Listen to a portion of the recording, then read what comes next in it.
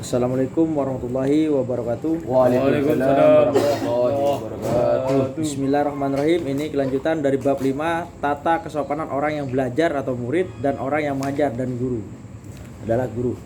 Kelanjutannya adalah ini adalah jalan pengambilan iktibar dan itu adalah jalan ulama dan orang-orang yang berbuat kebajikan. Karena makna pengambilan iktibar adalah mengambil iktibar dari apa yang disebutkan kepada apa yang tidak disebutkan.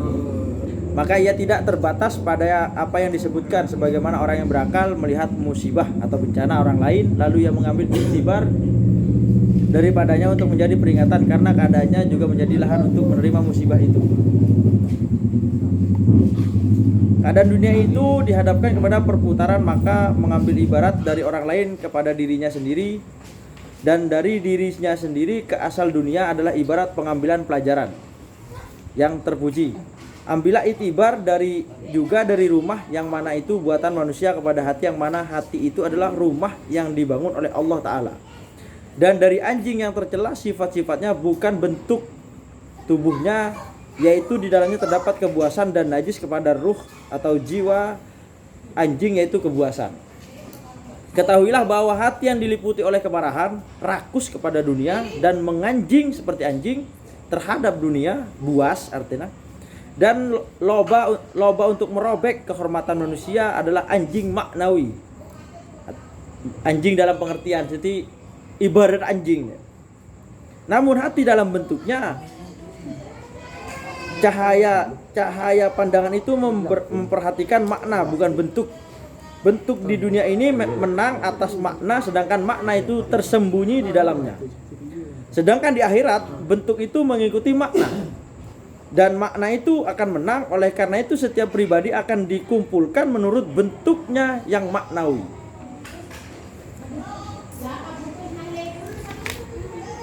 Ada hadis,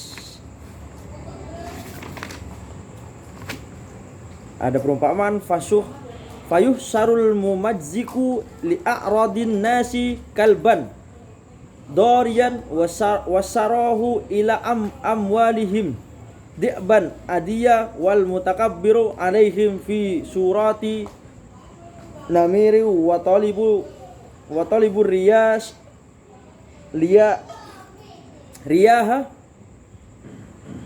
riyamah fi surati asadin, yang artinya orang yang merobek kehormatan manusia dikumpulkan sebagai anjing yang membahayakan.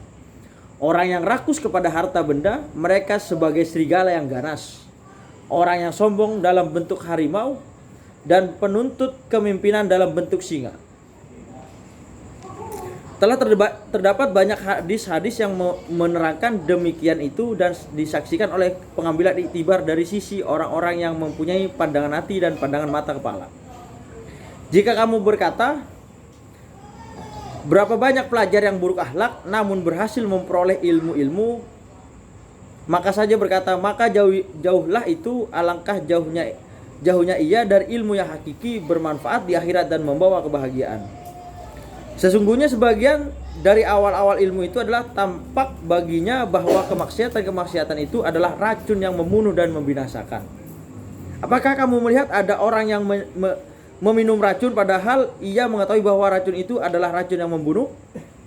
Yang kamu dengar dari orang-orang yang merenungkan adalah membicarakan yang diucapkan dengan lidah mereka sekali waktu dan dengan hati mereka pada kali yang lain. Itu sama sekali tidak termasuk ilmu sedikit pun.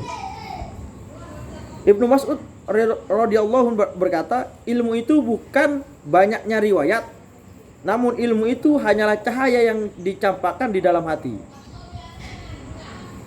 Sebagian mereka berkata ilmu itu hanyalah takut kepada Allah, karena firman Allah Ta'ala dalam surat Al-Fatir ayat 28, innama yahsarallahi min ibadihil ulama, yang artinya yang takut kepada Allah dari hamba-hambanya hanyalah ulama, orang-orang yang mengetahui kebesaran dan kekuasaan Allah.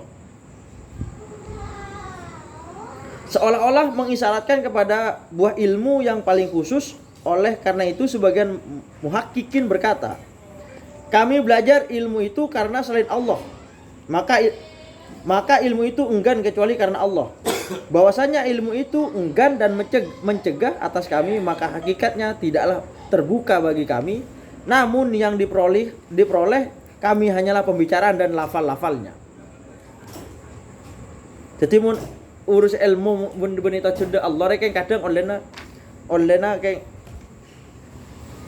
Namun yang diperoleh kami hanyalah pembicaraan dan lafal-lafalnya. Saya caki bi tulisan-tulisan ini. Jika kamu berkata, sesungguhnya saya melihat sekelompok ulama yang ahli fiqh dan ahli tahqiq menonjol dalam cabang-cabang dan pokok-pokok agama Islam, dan mereka terhitung golongan tokoh-tokoh, sedangkan akhlak mereka tercela, tidak bersih daripadanya. Lalu dijawab, apakah kamu mengetahui tingkatan-tingkatan ilmu dan kamu mengetahui ilmu akhirat? Maka menjadi jelaslah bagimu bahwa apa yang mereka kerjakan itu agak tidak dibutuhkan dari keadaannya sebagai ilmu, namun tidak dibutuhkannya itu dari keadaannya sebagai amal, karena Allah Ta'ala apabila dengannya itu bertujuan mendekatkan diri kepada Allah, bila tujuannya mendekatkan diri kepada Allah Ta'ala, isyarat kepada hal ini telah terdahulu akan datang kepadamu tambahan keterangan dan penjelasan tentangnya insyaallah Ta'ala.